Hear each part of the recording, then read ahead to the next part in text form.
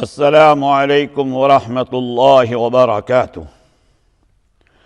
الحمد للہ رب العالمین والعاقبۃ للمتقین والصلاة والسلام علی سید الانبیاء والمرسلین، اما بعد فاعوذ باللہ من الشیطان الرجیم، بسم اللہ الرحمن الرحیم۔ یا ایہا الذین آمنوا باللہ ورسولہ والكتاب الذي نزل على رسوله والكتاب الذي أنزل من قبل ومن يكفر بالله وملائكته وكتبه ورسله واليوم الآخر فقد ضل ضلالا بعيدا، صدق الله العلي العظيم۔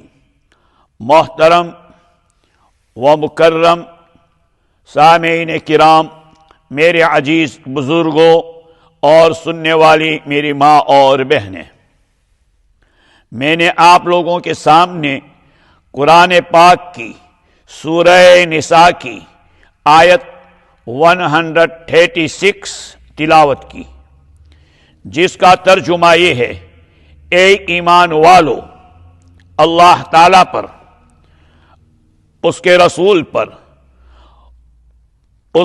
اس کتاب پر جو اس نے یعنی کہ اللہ رب العالمین نے اپنے رسول پر اتاری، نازل فرمائی، اور ان کتابوں پر جو اس سے پہلے اللہ رب العالمین نے نازل فرمائی ہے، ایمان لاؤ۔ جو شخص اللہ سے، اس کے فرشتوں سے، اس کی کتابوں سے، اس کے رسولوں سے، قیامت کے دین سے کفر کرے گا، انکار کرے گا، نہیں مانے گا، وہ بہت بڑی دور کی گمراہی میں جا پڑا۔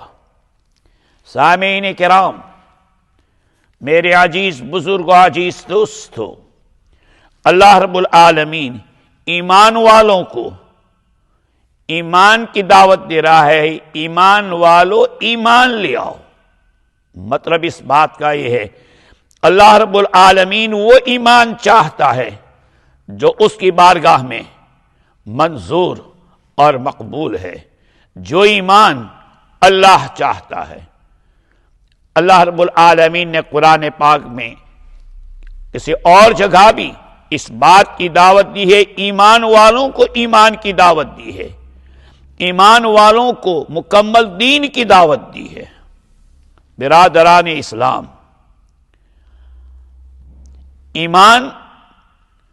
ایمان کی بنیاد، اعمال کی بنیاد ایمان پر ہے، اور ایمان نام ہے عقائد کا، بلیف کا، اور اگر کسی مسلمان کے عقائد صحیح نہیں ہوں گے، اس کا ایمان صحیح نہیں ہوگا، اور جب ایمان صحیح نہیں ہوگا تو اس کے نیک اعمال آخرت میں، کل قیامت میں کوئی فائدہ نہیں دے گا، ثواب نہیں ملے گا۔ اس کا ثبوت خود قرآن پاک میں موجود ہے۔ وَلَوْ أَشْرَكُوا لَحَبِطَ عَنْهُمْ مَا كَانُوا يَعْمَلُونَ، اگر وہ شرک کریں تو ان کے نیک اعمال برباد کر دیے جائیں گے۔ اس لیے ہر مسلمان کے لیے ضروری ہے کہ سب سے پہلے اپنے عقیدے صحیح کر لے۔ مسلمانوں میں دین سے جہالت بہت ہے، اور جہالت بڑھتی جا رہی ہے۔ مختصر وقت میں مشکل ہے تمام عقائد اہل سنت والجماعت کے خلاصے کے ساتھ بیان کرنا۔ پہلی بات آپ یہ بھی سمجھ لیں، اہل سنت والجماعت کس کو کہتے ہیں؟ جو اللہ اور اللہ کے رسول صلی اللہ تعالی علیہ وسلم کی باتوں کا ماننے والا ہو، نبی پاک صلی اللہ علیہ وسلم کی سنتوں کے اوپر چلنے والا ہو، اس کو اہل سنت کہتے ہیں۔ سنتوں کے جنازہ نکالنے والوں کو اہل سنت نہیں کہتے۔ آج سنتوں کے انکار کرنے والے اپنے آپ کو اہل سنت کہتے ہیں۔ عزیز بزرگ، عزیز دوستو، یہ غلط ہے۔ سنت کے معنی ہے طریقہ۔ اہل سنت کس کے طریقے کو مانتے ہیں؟ نبی پاک صلی اللہ تعالی علیہ وسلم کا طریقہ۔ خیر، تو سب سے پہلے ایمان اور عقیدے کا معنی سمجھ لیں۔ عقیدے کا معنی، عقیدے کا مطلب کسی بات کا ایسا پکا یقین کہ جس کے خلاف کسی بات کو آپ نہ مان سکیں۔ مثال کے طور پر ابھی دین ہے، آج جمعہ کا دین ہے، اگر کوئی 1000 دلیلیں دے کہ یہ دین نہیں ہے، یہ رات ہے، یہ جمعہ نہیں ہے، یہ اور کوئی دین ہے، 1000 دلیلیں بھی دے گا، آپ نہیں مانیں گے۔ ٹھیک اسی طریقے پر ایمان ہے اللہ کی ذات پر، اللہ کے رسول پر، اور جو میں نے قرآن پاک کی آیات بیان کی ان تمام چیزوں پر۔ سامعین کرام، اسلام کا سب سے پہلا عقیدہ ایمان باللہ، اللہ کی ذات پر ایمان لانا۔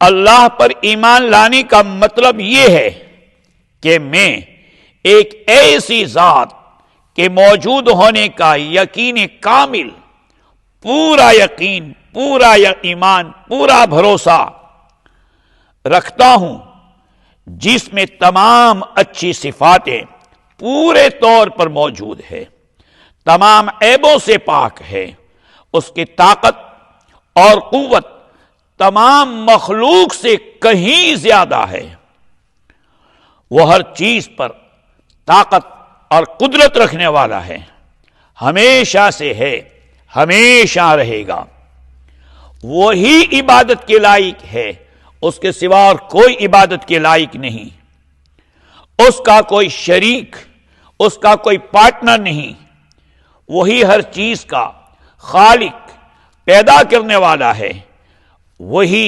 مالک ہے، حکومت اور فیصلے کا حق اللہ ہی کو ہے۔ اسلام کا دوسرا عقیدہ توحید ہے۔ اللہ اپنی ذات میں اور صفات میں یکتا ہے، اکیلا ہے۔ اللہ کی صفات میں سے کوئی ایک صفت بھی کسی کے لیے ذاتی طور پر ماننا، قبول کرنا، یا کوئی صفت اللہ کے علاوہ میں اللہ کے برابر ماننا، یہ شرک ہے۔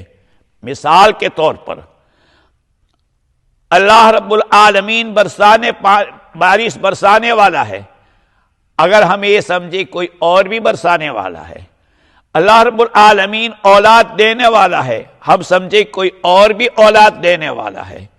مطلب ایسی صفات کہ جس کا خالق اور مالک اللہ ہی ہے، وہ تمام صفات کسی اور میں ماننا، یہ شرک ہے۔ عزیز بزرگ، عزیز دوستو، آنے والی جمعہ کے دن انشاءاللہ اللہ کی ذات اور اللہ کی صفات میں کسی کو شریک کرنا کفر ہے، اس پر بات کی جائے گی انشاءاللہ تعالی۔ اللہ رب العالمین کی بارگاہ میں دعا ہے، اللہ رب العالمین امت مسلمہ پر اپنا رحم، اپنا کرم فرمائے۔ اللہ رب العالمین ہمیں وہ ایمان نصیب فرمائے جو اللہ رب العالمین کی بارگاہ میں مقبول ہے، منظور ہے۔ اللہ رب العالمین ہمیں وہ ایمان نصیب فرمائے جو جنت میں لے جانے والا ہو، جہنم سے بچانے والا ہو۔ وہ ایمان نصیب فرمائے جو حلال اور حرام کی پہچان کرنے والا ہو۔ اللہ رب العالمین ہمیں دین کا زیادہ سے زیادہ علم نصیب فرمائے۔ اللہ رب العالمین ہمارے بیماروں کو صحت اور عافیت نصیب فرمائے۔ اللہ رب العالمین ہماری امت کی مغفرت فرمائے۔ اللہ رب العالمین مسلم لیگ نیو ساؤتھ ویل کی پوری نصرت اور مدد فرمائے۔ اللہ رب العالمین لیگ کی دین دوگنی رات چوگنی ترقی نصیب فرمائے۔ اللہ رب العالمین ہماری بند مسجدوں کے کھلنے کا جلد از جلد ذریعہ اور وسیلہ پیدا فرمائے۔ آمین وآخر دعوانا ان الحمد للہ رب العالمین۔